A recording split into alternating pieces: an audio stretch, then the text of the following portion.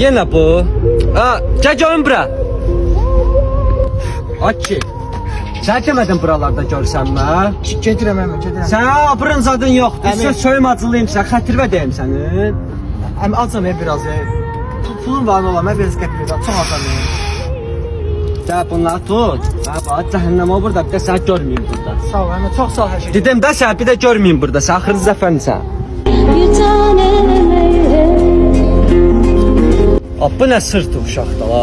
Bunu mən acılayacam hemen. Sən nə sırt uşaqsan la? Demədim səni görməyim. Sən hoş ikinci dəfədir burada tuturam ha. Bax deyirəm ağıllı ol. Ayaqlarını qıracam sən bura gəldiyin ayaqlarını. Əmi, qəpir verdən acam biraz ola. Əlini titrəkdə ola burada. Axmaq.